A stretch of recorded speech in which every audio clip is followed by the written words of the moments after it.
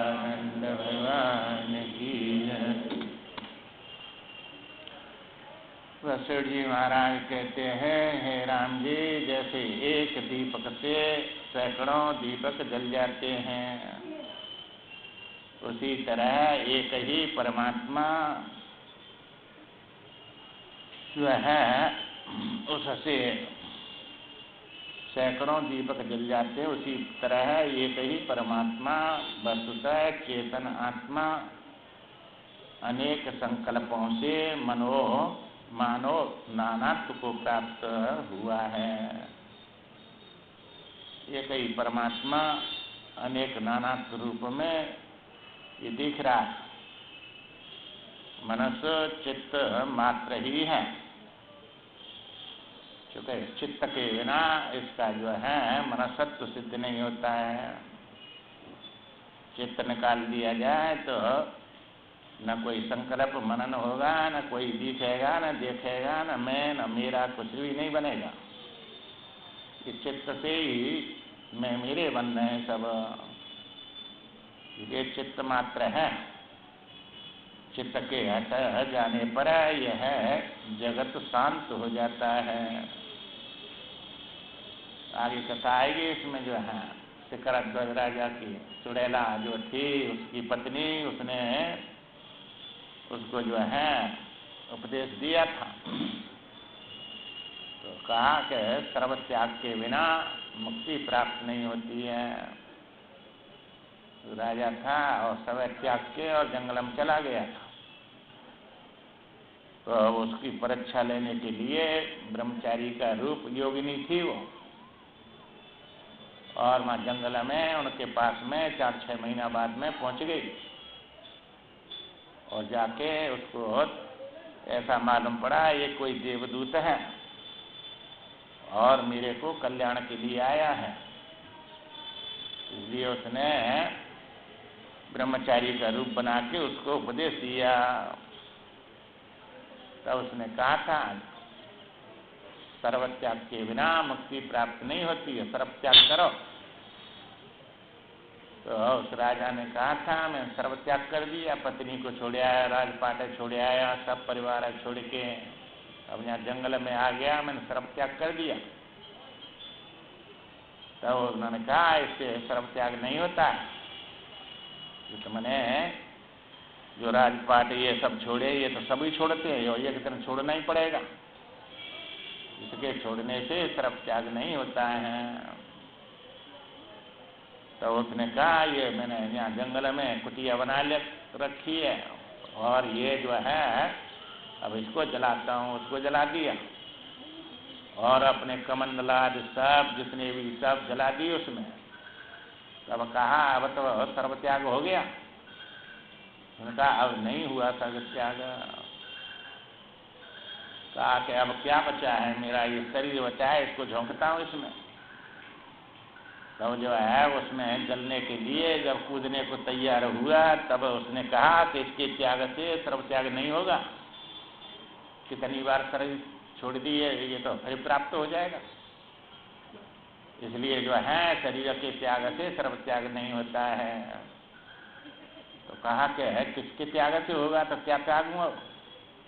तो कहा ये चित्त के त्याग से सर्वत्याग होता है।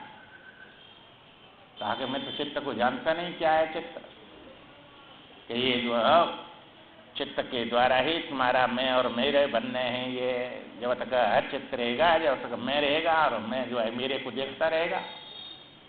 इसलिए चित्त के त्याग से सर्वत्याग होता है। तब उसने जो है युक्ति बताई और उसकी तो समाधि लग गई। चित्त का त्याग कर दिया उसने, तब जो है समाधि लग गई, वो तो जगता ही नहीं है। तब उसकी पत्नी जो थी वो चुड़ैला, उसने परीक्षा लेके और सब प्रकार से और उसके अंदर प्रवेश करके और तब उसको जो है जगाया, समाधि से हटाया। तब उसने कहा अब सर्वत्याग हुआ है तुम्हारा, और फिर अपना रूप बता के और कह दिया अब तुमने प्राप्तव्य वस्तु को प्राप्त कर लिया, इसलिए अब कुछ बाकी नहीं रहा। अब चलो अपने राजपाट को जैसे पहले कर रहे ऐसे करो। मैं तुम्हारी पत्नी हूँ और मैंने तुमको ये सब रूप बना के और जो है उपदेश दिया है। योगिनी थी वो।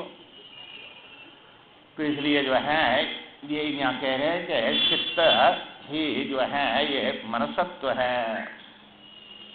ये चित्त के हट जाने पर यह जगत शांत हो जाता है। चित्त तुम्हारा सो गया तो कहाँ में मेरे बनते हो, तो सोने पर सब शांत हो गया।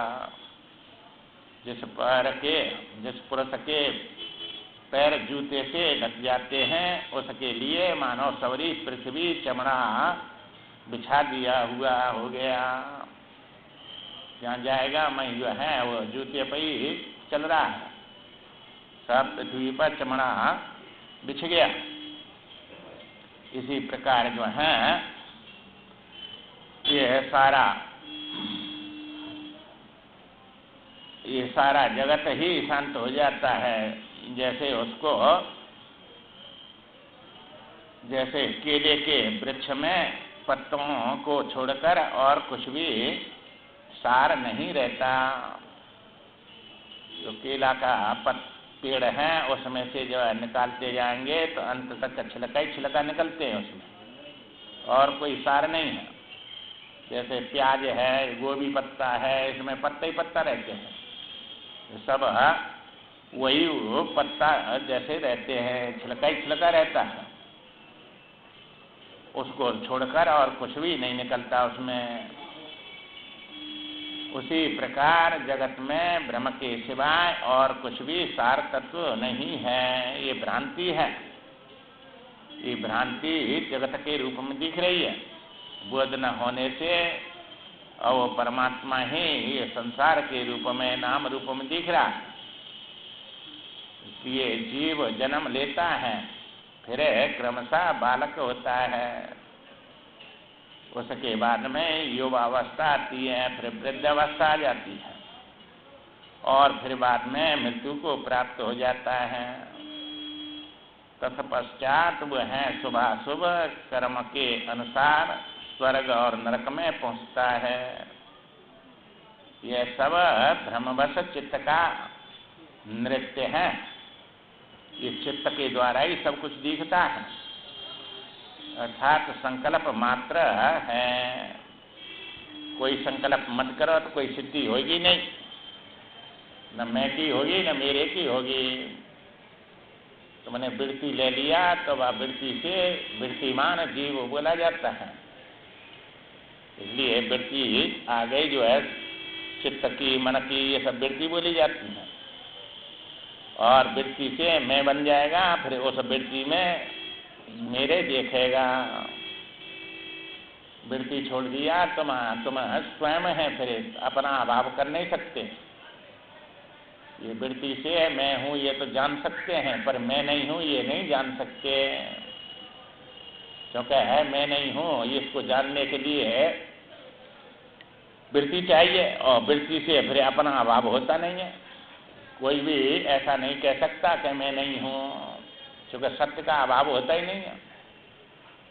और मैं हूँ ये तो या शरीर और वृत्ति को लेकर, चित्त को लेकर मैं हूँ ये बोल देता है, पर मैं नहीं हूँ ये नहीं बोल सकता।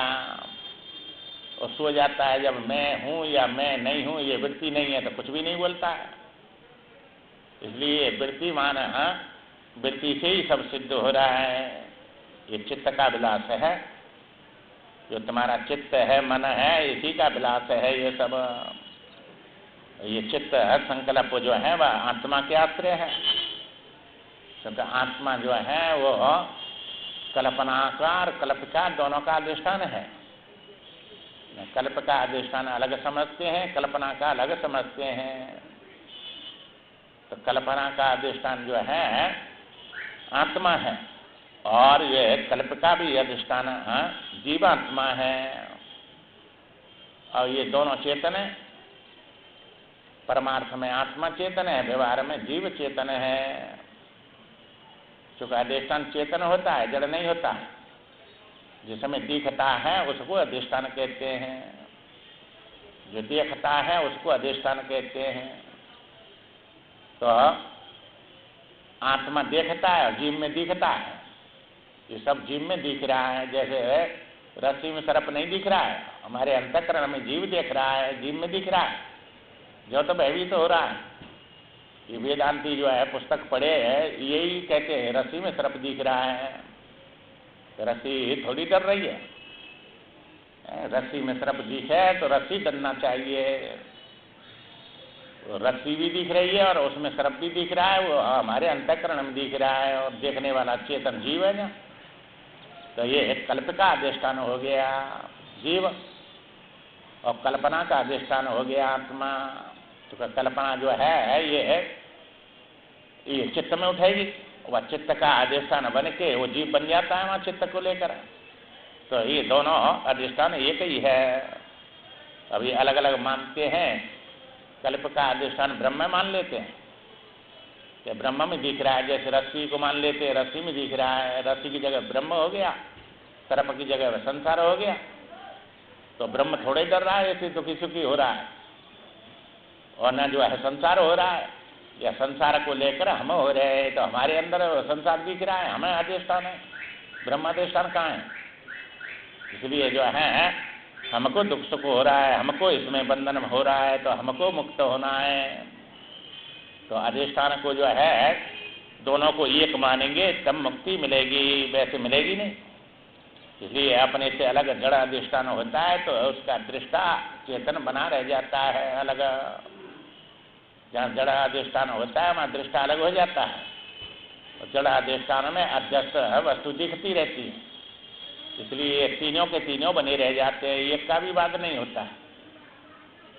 तो भाव रूप से या अभाव रूप से, जैसे रस्सी का ज्ञान हो गया तो सर्प का अभाव करके डाल दिया उस रस्सी में, और रस्सी बनी रह गई और वो अभाव बना रह गया, और तुम देखने वाले बने रह गए। तुम त्रिपुटी कहाँ समाप्त हुई?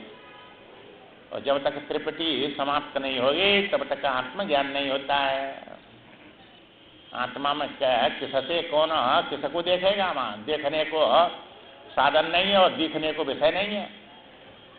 इसलिए ये दोनों बाधित हो जाते हैं, देखने का साधन वृत्ति और विषय, ये दोनों बाधित हो गए तो बस जो है प्रमाता रह गया, प्रमाण प्रमेय समाप्त हो गए।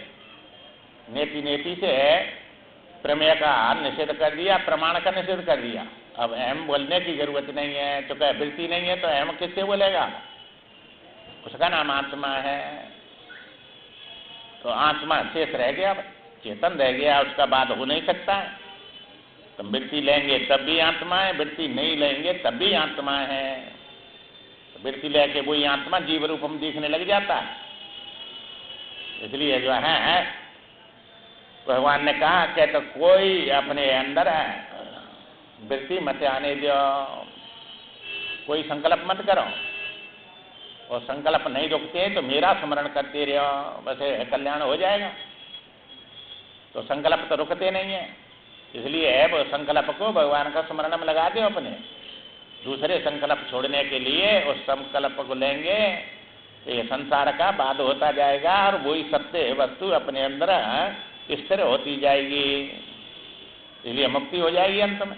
अभ्यास करना पड़ेगा इसके लिए, क्योंकि असत सत बना हुआ है, और वो परमात्मा का जब संकल्प करेंगे तो ये संकल्प समाप्त हो जाएंगे। असत के सत्य का संकल्प ही रह जाएगा, सत्य संकल्प ईश्वर, वो सत्य संकल्प परमात्मा शेष रहेगा। जैसे मल दोष से मलिन नेत्र चंद्रमा आदि में दो दो आकृतियां देखता है। जब मल दोष आ जाता है, कोई आंख में मोतियाबिंद हो गया, अब 2-4 चंद्रमा दिखेंगे उसको। तो चंद्रमा ना 2 होते हैं ना 4 होते हैं, पर वे दोष दिखा रहा है उसको 2-4। ऐसे ही तुम्हारा यहाँ अविद्या रूपी दोष ये नानात्व दिखा रहा है, सब मैं मेरे दिखा रहा है, मैं और मोर तोरते माया। तो इसी का नाम माया है कि मैं बन गया, मेरा बन गया, तू बन गया, तेरा बन गया। अब मैं और मेरे और तू और तेरे इनक में ही फंस गया, बस ये आकृतियां देखता रहता है। वैसे ही भ्रम से आक्रांत हुआ जीवात्मा परमात्मा में ज्योत देखता है, ये भ्रांति से आक्रांतित तो हो गया, क्योंकि भ्रांति अज्ञान से आई है, अज्ञान का कार्य भ्रांति है, और भ्रांति इसको जो है नाना तो दिखा रही है, अनेक दिखा रही है। तो ये जो है जीवात्मा परमात्मा में द्वैत देखता है, क्योंकि परमात्मा एक है, जीव अनेक, एक श्रीकंता, तो एक उसमें और वो एक अपने से अलग नहीं है, अपना स्वरूप ही है। जब एक को जान लिया तो वो अपने स्वरूपों में पाएगा, अपने से अलग तो वो जड़ बनेगा, परिच्छिन्न बनेगा, नाशवान हो जाएगा। क्योंकि अपने से अलग चेतन सिद्ध नहीं होता है, कितना भी उपाय करो तुम। जग के जो है अपने स्वप्न के एक भी जीव को बात कर रहे थे, सब देख रहे थे, सुन रहे थे, जग के उनको सिद्ध कर दो तुम चेतन। दादाजी ने 10 साल हो गई और राख हो गई शरीर का, और वही बात करते हुए स्वप्न में देखते हैं। अब उनको ला के चेतन कर दियो, तब तो ये चेतन बन जाएगा। जो है ये सब जो है ऐसे ही अपनी कल्पना चेतन और जड़ बन के दिखती है। इसलिए जो है वो परमात्मा अद्वैत अपना स्वरूप है, जीव और ईश्वर में भेद का दर्शन करता है। मैं अलग हूँ और वो ईश्वर अलग है, साथ में आकर हम बैठा है कहीं, और वो सब संसार को चला रहा है, ऐसा मानता है। क्योंकि इसको चलाने वाला अपना तो अनुभव में आता नहीं कि मैं चला रहा हूँ इसको, तो मैं नहीं बनाया है सब। यह बात कितना भी समझाओ समझ में नहीं आएगी उसकी में, जब तक योग्यता नहीं आएगी, जब तक ये ज्ञान नहीं होगा। जैसे तुमने ही संसार वो बनाया स्वप्न में, और कहो ब्रह्मा ने, ईश्वर ने, ब्रह्म ने नहीं बनाया वहां, ऐसे यहाँ भी तुमने नहीं बनाया है ये सब। पर कहाँ समझ में आता है हमने बनाया है, ये ईश्वर ने बनाया, ये बात समझ में बैठ जाती है। इसलिए जीव में और ईश्वर में भेद मानता है, भेद का दर्शन करता है। जैसे मदरा पीकर मतवाला हुआ मनुष्य नशे के कारण वृक्षों को घूमते हुए देखता है, उसके दिमाग में ऐसा जो है सब संसार फिरता हुआ दिखता है उसको नशा में। या बच्चे जब फिरकैयाँ लेते हैं, फिरते हैं और जो है देखते हैं जो है, तो सब संसार जो है चलता हुआ दिखता है। तो तुम गाड़ी में बैठे हुए हरिद्वार जा रहे हैं और वह खिड़की से देखते सब पेड़ भागते हुए चलते हुए दिखते। तो अपनी गाड़ी जो है वहाँ खड़ी है और दूसरी आ गई तो अपनी गाड़ी चलती दिखती है, वो खड़ी दिखती है। ये सब भ्रांति है, सब रोज देखते हैं आप। जो अचल है वो तो चलता हुआ दिखता है, और जो चल रहा है वो अचल दिखता है। तो ये जो अचल पेड़ है वो सब चलते हुए दिख रहे हैं, और जो अपनी गाड़ी खड़ी है वो चलती हुई दिख रही है, वो अचल है, चल नहीं रही है। और दूसरी गाड़ी बगल में है कि जा रही है तो अपनी गाड़ी दौड़ती हुई दिखती है। ये दिखती है भ्रांति है इसका नाम। तो दिखने पर सत्य थोड़ी है, भ्रांति का नाम दिख रही है सब। तो ये दृष्टांत दे दे के समझाते हैं बार बार। घूमते देखता है, उसी प्रकार जीवात्मा चित्त द्वारा कल्पित संसार को दर्शन करता है। ये कल्पित जो कल्पना में है अपने संसार का दर्शन कर रहा है। चूंकि ये जैसे ये दृष्टांत है कि समझा दिए गए, वृक्ष घूम नहीं रहे और फिर भी घूमते हुए दिखते हैं। ऐसे तुम्हारा ये चित्त के द्वारा ये संसार सब नाम रूप में दिखने लग जाता है, अनेक रूप से। और ये नाम रूप में जो दिख रहा है वो ज्ञान ही है, ज्ञान ही विषय के रूप में दिखता है। ज्ञान के बिना किसी सिद्धि नहीं होगी, और सब के बिना ज्ञान देगा तुम्हारे पास, ज्ञान मिटा नहीं सकते। तो ज्ञान ही ब्रह्म है, भान के बिना भेद नहीं, और भेद के बिना भान रहता है। इसलिए भान नाम ब्रह्म का है। भेद देखें तो भी वो दिख रहा है ब्रह्म, और भेद न देखें तो भी ब्रह्म ही है। जैसे बालक खेल कूद में वेग से घूमने के कारण सारे जगत को कुम्हार के चाक की भांति घूमता देखते हैं। बच्चे जब घूमते हैं, फिरकैयाँ लगाते हैं तो खड़े होके फिर सब देखते हैं वे घूम रहा है सब पूरा संसार चाक के समान। ये सब भ्रांति होती है। इसी प्रकार जीव चित्त के भ्रम से ही इस दृश्य जगत को देखते हैं। यूं समझो जैसा पदार्थ का चेतन अनुभव करता है वह उस उनसे अतिरिक्त दूसरा कुछ नहीं है। क्योंकि चेतन ही जड़ का अनुभव करेगा नहीं, चेतन ही करेगा। जिसका कल्पना करेगा वही सामने दिखने लग जाती है, तो वही ज्ञान बन के कल्पना में, और जो कल्पना है तुम्हारी उसी रूप में दिखने लग जाती है। जैसे तुमने स्वप्न देखा, ये बार बार स्वप्न का इनके सबके दृष्टांत देते हैं। ये मिथ्या होने पर भी सत्य दिखते हैं। मिथ्या होने पर सत्य कर दें इनको तब तो ये संसार भी सत्य हो जाएगा। परंतु जो है अब ये समय सत्यता तो उसी की है, पर ये पहचान न होने से शुक्र है वो सत्य चाहे असत रूपम दिखे चाहे सतरूपम दिखे, सत्य तो सत्य ही रहेगा, उसका अभाव होता ही नहीं है। तो सत्य को जो है नानात्व नाम रूप में देखना अज्ञान है, और नाम रूप छोड़ के उसको अपने उसके स्वरूप में देखना ज्ञान है।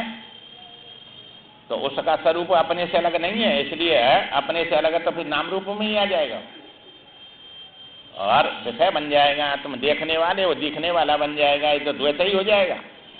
इस प्रकार दृश्य की शांति होने पर विषय न रहने से ईंधन रहित अग्नि के समान चित्त स्वयं शांत हो जाता है।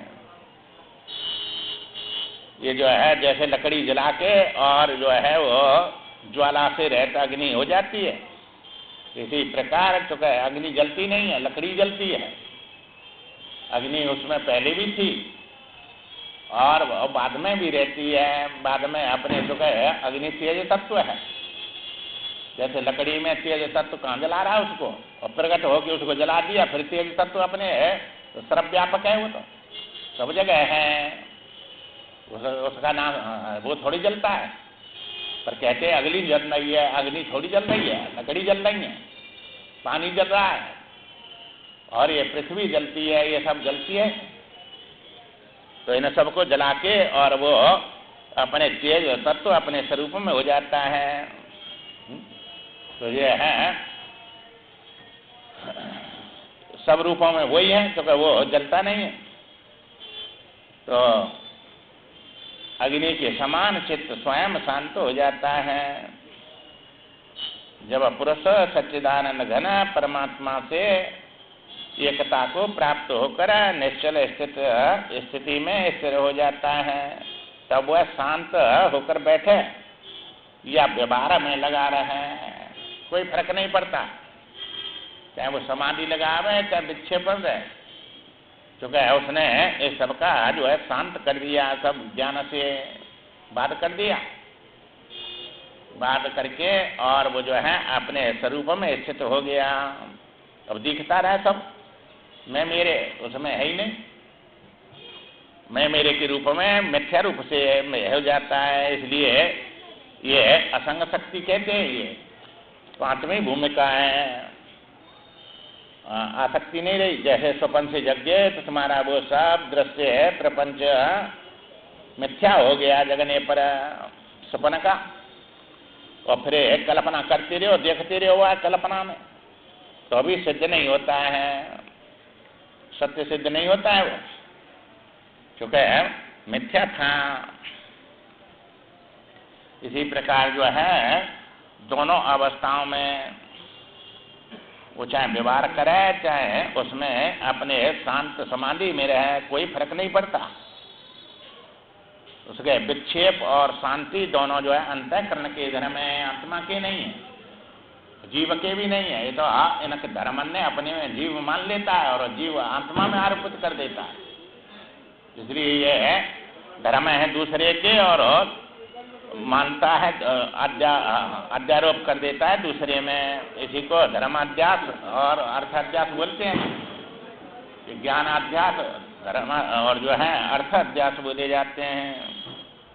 ये धर्मी का अध्यास, धर्माध्यास, ये जन्म मृत्यु शरीर के धर्म है, और यह आत्मा में मानता है, धर्मी में कर देता है, जीव में, अंतःकरण में, और अंतःकरण के धर्मी के अध्यास है, आत्मा में अपने जीव कर देता है, अध्यारोपित है।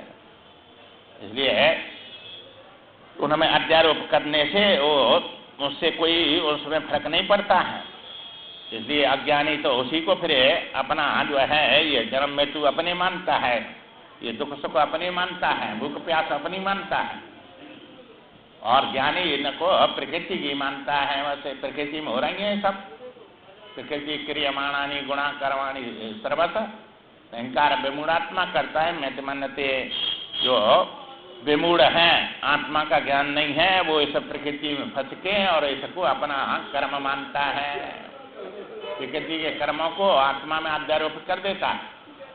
तो ये जीव भी प्रकृति में ही आता है।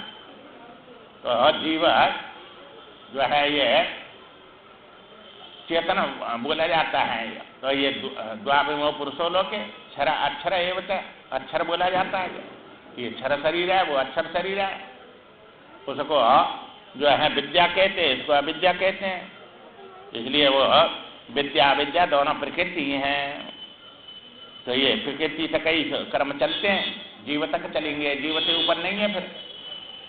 तो ये जीव आत्मा में अध्यारोप कर देता है। इसलिए भली वहां से शांत हो जाता है। व्यष्टि चेतन अज्ञानी जीव विषय का अनुभव करता है। जो अज्ञानी जीव हैं वे विषयों को जो है व्यष्टि चेतन है, ये व्यष्टि चेतन जीव है।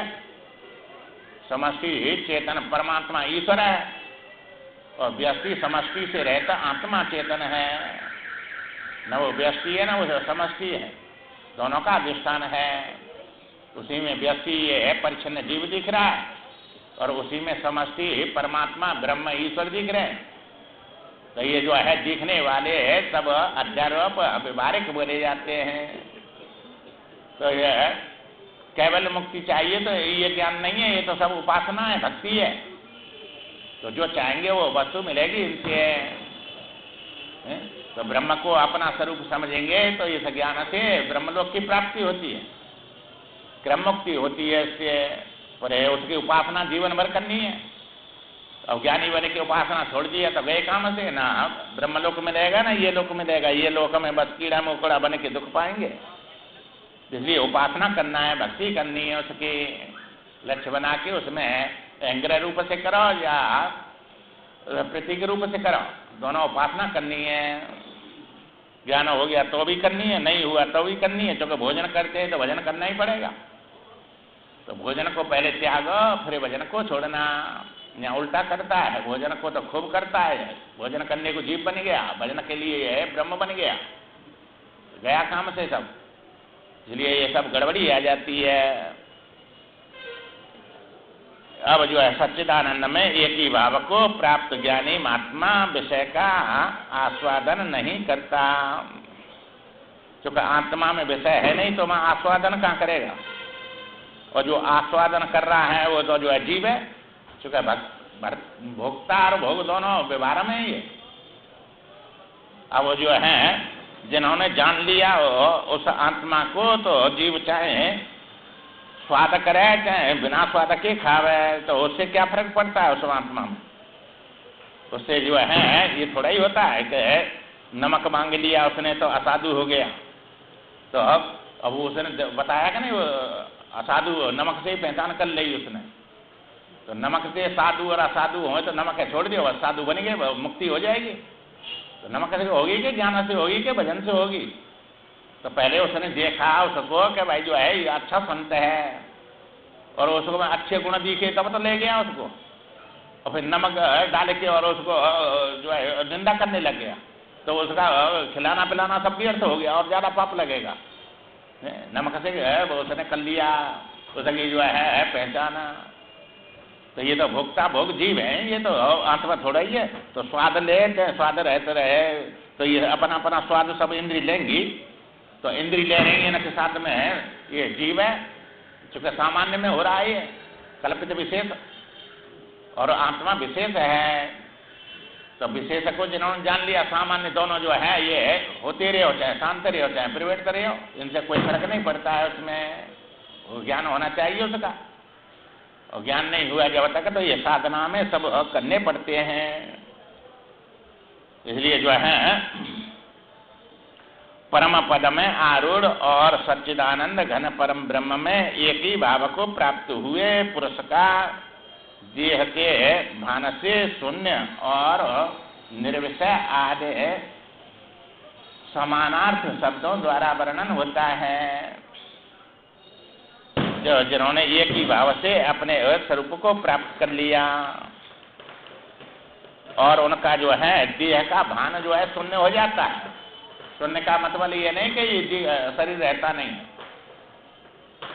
जैसे सोने को पहचान लिया तो आभूषण शून्य हो गया, उसमें दिखते हुए भी आभूषण सिद्ध नहीं होता है। इसी प्रकार यहाँ ये देह भाव उसमें सिद्ध नहीं होता है, क्योंकि निराकार सत्ता है, वो आकार में थोड़ी है। और निराकार सत्ता जो आकार में नहीं है वही दिखती है स्वरूप में, और इस रूप में दिखने पर भी वो जो है इस रूप में दिखने पर भी और वो सत्ता वास्तव में निराकार ही रहती है। निराकार सत्ता जो है आकार में दिखने लग जाती है, निराकार ही आकार बनता है।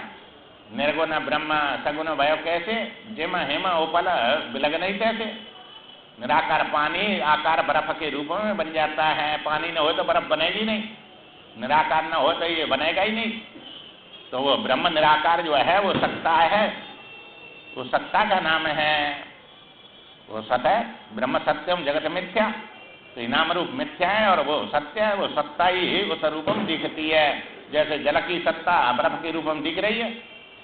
इसी प्रकार ये जो है ये सब देह का भान से शून्य, माने उसका जो है वास्तव में अस्थि नहीं रहती है। अस्थि या में आत्मा की है, प्रतीति या में जीव की है, और जीव की अस्थि है और शरीर की प्रतीति है।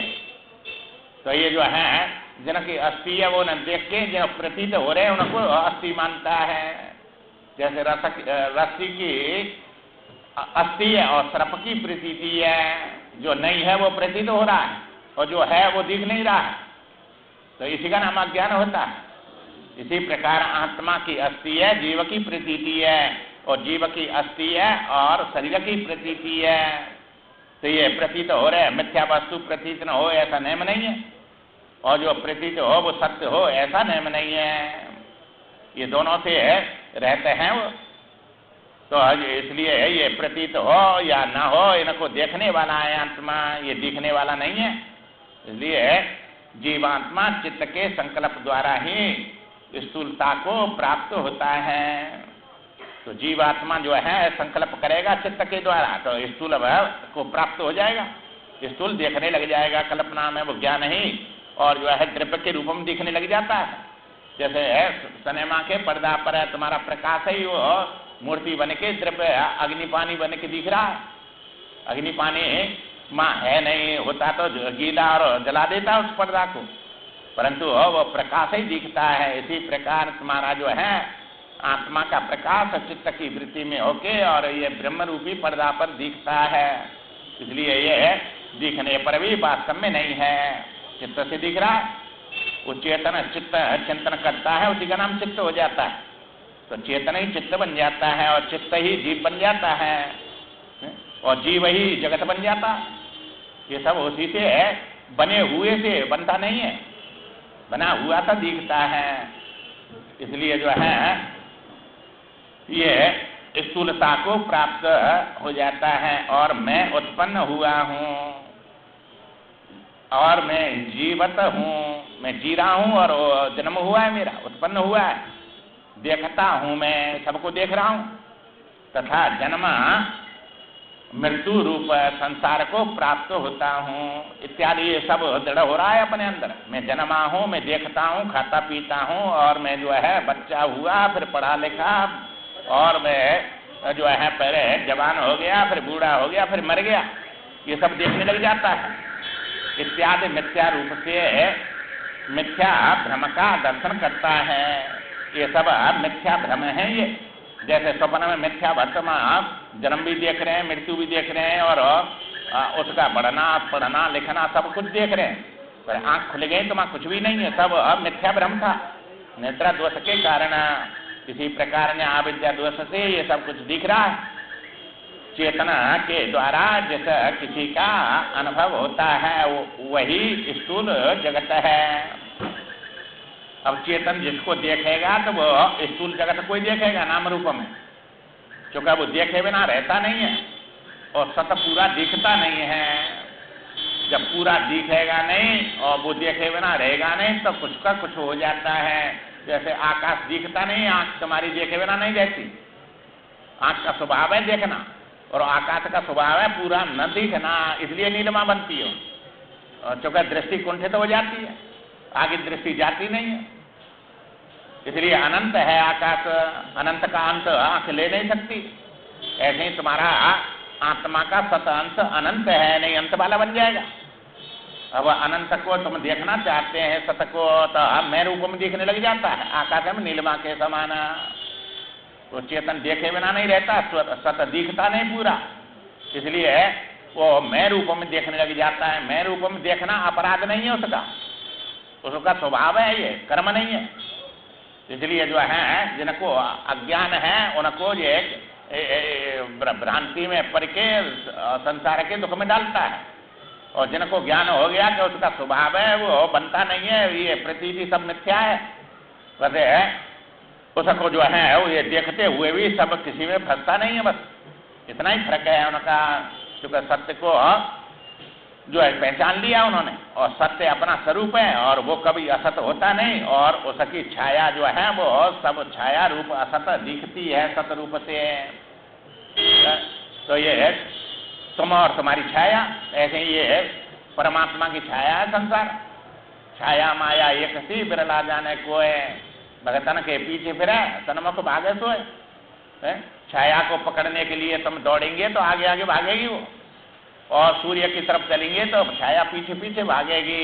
ऐसे ही भगवान परमात्मा की तरफ चलेंगे तो ये माया तुम्हारे पीछे भागेगी, और जो है माया की तरफ चलेंगे तो माया आगे भागती है, पकड़ में हाथ में नहीं आती है कभी। छाया कभी जैसे हाथ में नहीं आती, इसी प्रकार जो है ये सब छाया के समान दिखने लग जाता है। इसमें ये सब देखने लग जाता है, अनुभव होता है। वही स्थूल जगत है। रज्जु में सर्प की भांति प्रतीत होने वाले उस आभास को अविद्या भ्रम कहते हैं। जैसे रज्जु में सर्प प्रतीत हो रहा है, ऐसे ही आत्मा में ये जगत प्रतीत में मेरे बन के प्रतीत हो रहा है। तो ये अविद्या है, भ्रांति है, भ्रांति कहते हैं इसी आभास को। ये सब आभास मात्र है, वास्तव में नहीं है। ये जीवी चिदाभास बोला जाता है, आभास है। तो ये संसार आभास भाष्य है और ये जीव साक्षी भाष्य है। इसलिए जो है साक्षी किसी का भाष्य बनता नहीं, अपना भी भाष्य नहीं बनता है। इसलिए ये जीव जो भाष्य बनने हैं वे सब भोग में आते हैं। भोक्ता सबका पर आत्मा है, भरता भोक्ता महेश्वरा, वो उसी से सबका भरण पोषण हो रहा है और वही सबको भोग के समाप्त कर देता है, सबको खा जाता है। इसलिए अंत में वही आत्मा अपना स्वरूप है। उसको जब तक नहीं जानते तब तक ये भ्रांति में पड़कर इस संसार में दुखी सुखी जन्म मृत्यु और ये सब कर्म के अनुसार लेना देना और इसमें लगे हुए हैं। इसलिए समय बड़े दुख पा रहे हैं। संसार नामक व्याधि की चिकित्सा एवं निर्वाण केवल ज्ञान मात्र से ही संभव है, और कोई उपाय है नहीं इसको। ये तो ऐसी जो है व्याधि आ गई और इसकी चिकित्सा, इसका इलाज कोई ज्ञान के सिवाय दूसरा है नहीं, बस ज्ञान ही है।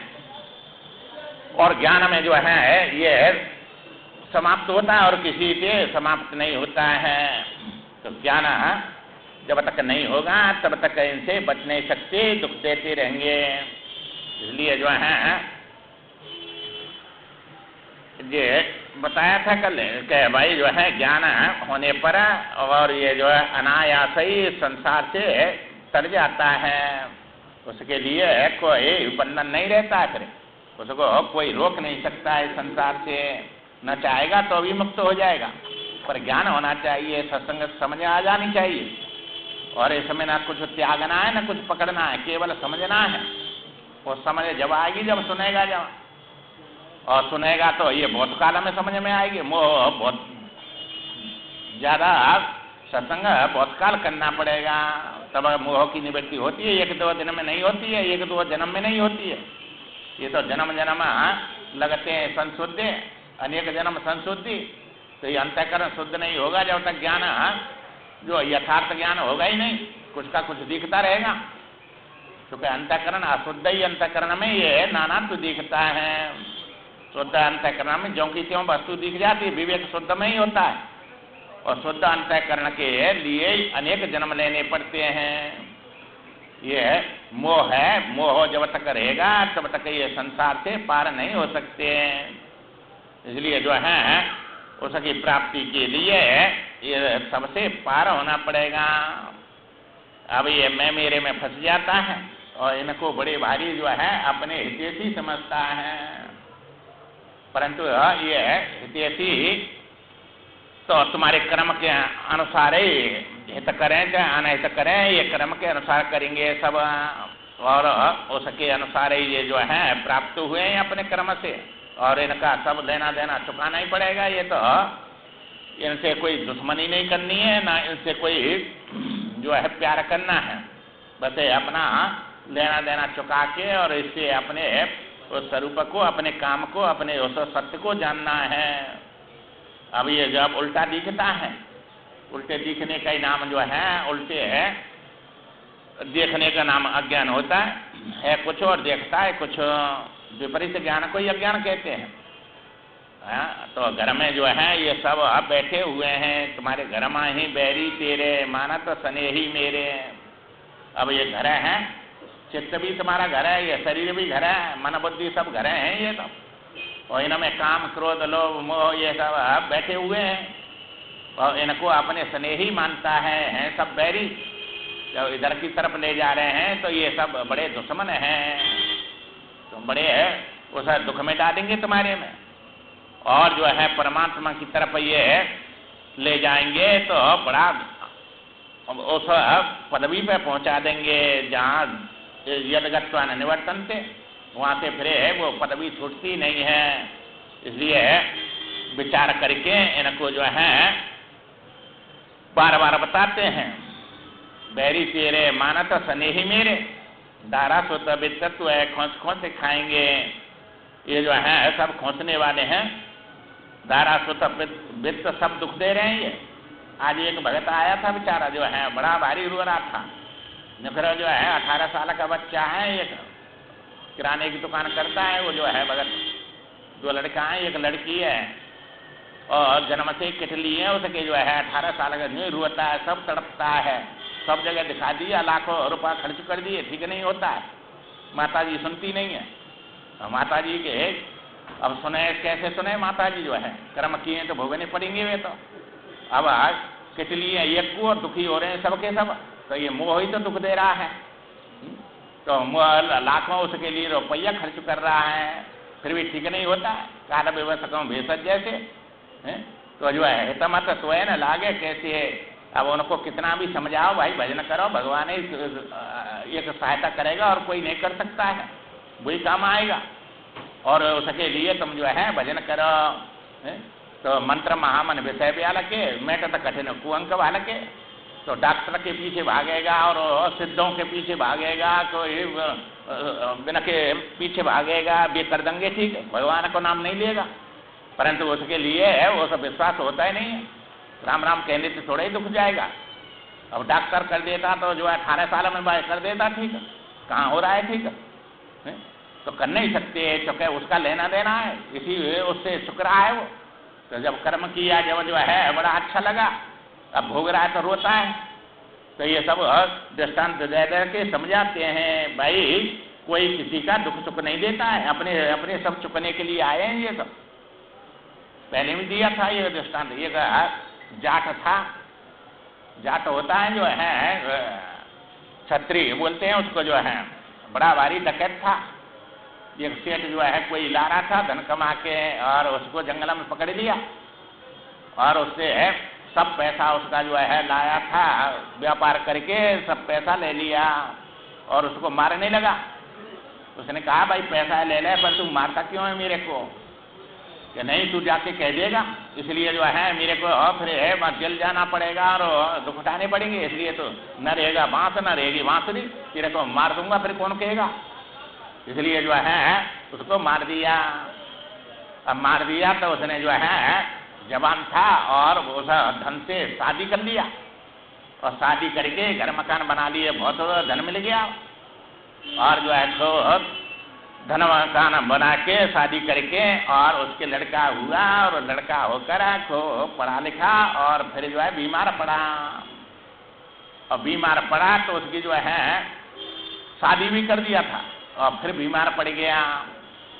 अब इतना दिखाया सब जगह, वो धन जितना भी था जहाँ लग गया, अमेरिका ले गया और वहाँ जाके उसको बड़े बड़े डॉक्टर न पे और सब जो है इलाज कराया, पर कोई वाका दुख गया नहीं। तब फिर जो है वहाँ से लाया और लाके घर में जब उस लड़का ने कहा पिताजी मैं वही सेठ हूँ जो जंगल में मारा था, तो मैंने जो है मेरा अब धन चुक गया और ये सब डॉक्टर नको और इनको सब लगा दिया और ये मेरी पत्नी है, इसकी और सेवा करो तुम, अब मैं जाता हूँ यहाँ से। तो अब जो है अब फक प्राण निकल गए, चला गया और सब धन को लगवा गया। तो जिनका लिया उनका देना पड़ेगा सब, तो किसका लिया है कैसे चुकेगा, उसका डॉक्टर पे था और उसका उस पे था, इसलिए ये सब माया में सब बन के जिनका लिया है उनका देना पड़ता है। इसी प्रकार जिनका लिया है उनका देना ही पड़ेगा। इसलिए ये मोह है, जब लेने में और उसमें जो है तुमको दर्द नहीं हुआ, अब रोते हैं चिल्लाते हैं अपने में ऊपर आया जब वो तो उसने जब ऐसा काम किया जब तो बड़ा मजा आया और अब भोगना पड़ रहा है तो अब बड़े रोते हैं। इसलिए जो है दारासुत बेतत्व है, खोज खोज खाएंगे। अब खोसे के खा रहा है कि नहीं, शांति न नींद आती है, न खा सकता है, और ये मोह ही तो दुख दे रहा है, और क्या दुख है उसमें। कितनी हो सके और दुखी हो रहे हैं बे, तो मोह के कारण हो रहे हैं। कितने कितनी वाले और कितने वाली बीमार पड़े हैं, कहाँ किसी से दुख हो रहा है, पर ये मेरा है, वह मेरे को लेकर मोह के कारण। और ये जो है खाना पीना नींद सब जो है उनको कुछ अच्छा नहीं लगता है और बड़े भारी दुखी रहते हैं और उसकी शकल देख देख के बड़े भारी जो है रोते रहते हैं। इतना अच्छा और ये जाएगा और ये ठीक नहीं होता है, किसी काम का नहीं है, इतना पैसा खर्च हो रहा है फिर भी ठीक नहीं हो रहा है। जाके पैर फटी न बेवाई वो का जाने पीर पर आई, तो जिनके ऊपर आती है उनको फिर कोई दुनिया में कुछ भी अच्छा नहीं लगता है, बस वही दुखों ये कर लाखों और सुखों को दबा देता है, वही दिखने लग जाता है, तो कहाँ शांति मिलती है उनको। इसलिए ये सब जो है बने हैं मोह के कारण, ये सब दुख देते हैं। खोज खोज खाएंगे और कुटुंबी लोग लूटे चारे और मीठी मीठी बात कहे तो सौ लिपटाएंगे। जब तक तुम्हारे पास में धन संपत्ति कुछ है, किसी के काम के हैं, तो बड़े प्रेम से बोलते हैं और बड़े बड़े लिपटते हैं, हम तेरे हैं और तू हमारा है। इसलिए जो है संकट पड़ेगा जब कोई नहीं तीरो तब अंतव कठिनता की वीर उठ जाएंगे। ये सब जो है अब ये दृष्टांत दे के गज का ग्राहक का बता दिया गया नहीं ये शास्त्रों में कि गज पर जब संकट पड़ा तो जो है कौन सा काम आया, उसकी पत्नी आएगी, पुत्र आएगा, दादा आएगा, बाबा आएगा, कोई आया उसके काम सब छोड़ छोड़ के भाग गए, तेरा कर्म तू हो गया, हम क्या करें। और खूब मजा उड़ा रहे हैं ये जंगल में और वो बेचारा 27 दिन तक लड़ता रहा भूखा प्यासा और उसमें एक भी नहीं आया देखने के लिए। संकट पड़ेगा जब कोई नहीं तीरो तब अंतव कठिनता की वीर उठ जाएंगे और अंत में कौन वो घर वाले काम आएंगे, वो परमात्मा आया उसके में। पहले जन्म में भक्ति न करता तो कौन बचाता उसको, तो वो भक्ति उसकी जो है व्यर्थ तो नहीं गई। चित्रकेत वो पहले राजा था और उसने फिर जो है भक्ति करके श्राप के कारण ये बैठा रह गया, तो अब संत को नमस्कार नहीं किया, इसलिए हाथी योनि में जाना पड़ा। अब वो भक्ति कर रहा है और तपस्या कर रहा है, तो वो तपस्या और वो जो है व्यर्थ थोड़ी जाएगी। तो ये सब दिखाने तो रूपक बनाने के नहीं, हमको उपदेश देने के लिए भगवान को। तो इसलिए जो है जब अंत में परमात्मा को ही पुकारा और आके वह ग्रह से मुक्त किया, उन्होंने किया, ऐसे वही काम आएगा। बस उससे जुड़ो, चाहे कैसे भी जुड़ो, और ये तो कोई काम आने वाला नहीं है, न चाहे जड़ हो लोभ के कारण, चाहे मोह हो, चेतन हो, चेतन में मोह होता है, जड़ में लोभ होता है। तो ये मोह के कारण ये लोभ बढ़ाता जाता है। इनके लिए ये धन संपत्ति चाहिए तो धन में लोभ करेगा और चेतन में मोह करेगा ये सब मेरे हैं। जैसे ये आज जड़ शरीर को अपना नहीं है फिर भी मैं मान रहा है इसको, ऐसे ही भी अपनी नहीं है फिर भी उनको मैं मानता है मोह के कारण। मेरा है, मैं ही हूँ बस, और मैं दुखी हूँ तो मैं दुखी हूँ, मैं सुखी हूँ तो सुखी हूँ बस। तो मैं तो इतना फैला रखा है उसमें, तो कर्म के अनुसार कोई दुखी होगा, कोई हंसेगा, कोई रोएगा, कोई बीमार है, कोई अच्छा है। तो इनमें अब जो है दुखी होता रहता है। इसलिए संकट पड़ेगा जब कोई नहीं तेरो तब अंतव कठिनता की भीड़ उठ जाएंगे। सुंदर कहते ताते झूठो ही संसार सब स्वप्न की भांति ये तो देखते बिलाएंगे। एक दिन जैसे स्वप्न से जग गए तो सब बिला गया, ऐसे ये भी स्वप्न एक दिन सब बिला जाएगा और इनमें मना ये कोई काम आएगा नहीं। इसलिए जो पहले भी था और अब भी साथ में आगे भी साथ रहेगा, उसके लिए ये जीवन लगाना है और यहाँ ये भी करना है। तो किसी का माल नहीं मानना है, ये सब लेने देने का है। तो मोह को मानना है, किसी जीवन को थोड़ा ही मानना है।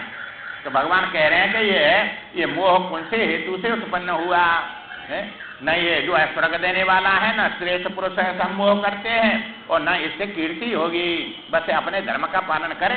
ये सब आताताई है, इनको मरे मराए, इनको मारे, ये सब मेरे द्वारा मरे पड़े हैं। तो किसको बचा देंगे तुम और किसको जन्म दे देंगे? तो ये सब परमात्मा के द्वारा ही सबकी जिंदगी है और सब मृत्यु है अपने कर्म के अनुसार। जो परमात्मा मारेगा उसको जो कोई बचा नहीं सकता और जिसको परमात्मा बचाएगा उसको कोई मार नहीं सकता। तो पहला को कितने प्रयत्न किए मारने के, कहाँ मारा? जब सबको जीत लिया पर 5 साल का बच्चा जो है हथियारों से मिले ना, किसी से मरा ही नहीं वो जो है। तो जिनको राखे साइया मार सके ना कोई, बाल न बांका कर सके, चाहे जग बैरी हो, एक नहीं सब पूरा संसार बैरी हो जाए तो अभी बाल बांका नहीं कर सकता, ये बाल को टेढ़ा नहीं कर सकता उसके को। इतनी बारी जो है परमात्मा की शक्ति है और उसके लिए ये जीवन मिला है और उसके लिए इस अपने समय को जो है यहाँ भी काम करना है, ये लेना देना चुकाना ही है, सब कर्म करने चुका है। कर्म न करेंगे खाएंगे क्या? तो ये उसका निषेध थोड़े करते हैं, ये शास्त्र भी सब है। तो खाने के लिए कमाना भी है और जो है आगे के लिए भी कमाना है। इसके साथ में तो उसके लिए है करो, आज नहीं करेंगे तो कल क्या खाएंगे? पहले कल खाया कमाया था तब तो आज खा रहे हैं उसको, आज न करेंगे तो फिर कल क्या खाएंगे? तो करना पड़ेगा रोजीना खाना और जो है कमाना। ये तो दोनों वस्तुएं तो ये व्यवहारिक हैं और या कमाने खाने के साथ में और पुरुषार्थ अपना करना है। तो पुरुषार्थ यज्ञ दान तप है, इसी में से बचा के करना है। इसलिए जो है ये कहते हैं भाई ये वृद्ध अवस्था है, ये शंकराचार्य ने बताया। इसमें जो है बुढ़ा हो गया तो भी जो है उसका एक आती है वो जो है उसमें ये बताया था, अंगम गलितम मुंडम फलितम दसन विहीनम जातम तुंडम वृद्धो याति घृत्वा दंडम तदपि न मुंचत आशा पिंडम। ये जो बहुत आशा बढ़ती जाती है, न कोई शरीर काम करता है न इंद्रिय काम करती है, और परंतु ये जो है शरीर बूढ़ा हो जाता है और आशा जवान हो जाती है और तमाम दुनिया भर की आशा लग के उनमें अपने जीवन को बिताता रहता है। इसलिए इससे अपने मन को हटा के परमात्मा में लगाना है। जब जवानी में कुछ नहीं, आशा पूरी नहीं हुई तो अब वृद्धावस्था में कहाँ से हो जाएगी? जब तो सब करने वाले थे तब भी नहीं हुई, अब तो बिना काम के बन गए तब भी जो है उसकी आशा पूरी कहाँ होगी? इसलिए आशा छोड़ के निराशा परमात्मा में आशा करो और उसी में जीवन लगाओ। इसलिए अपने जीवन को सार्थक बनाने के लिए ये बार बार सुनेंगे तो समझ में आएगी बात और फिर न चाहते हुए भी उससे जुड़ जाएंगे और वही फिर अपने काम का हो जाएगा। ये सब बिना काम का हो जाएगा। जो काम की वस्तु है वहीं अपना मन लगता है, वहीं जीवन लगता है, परंतु इसको काम का समझ रखा है इसलिए इसमें मन लगता है। इसलिए इधर से हटा के परमात्मा में लगाते रहो और इनको भी जो है जितना है अपना हो उसको भी करना है और उसको भी करना है, दोनों को करना है। इसलिए भगवान ने कहा युद्ध करे सुमरण मेरा करे। तो युद्ध करना प्रारब्ध है, पूरी करना है और सुमरण करना पुरुषार्थ अपना जमा करना है, दोनों काम करने हैं। इसलिए जो है आगे विचार कर श्रीमन नारायण नारायण।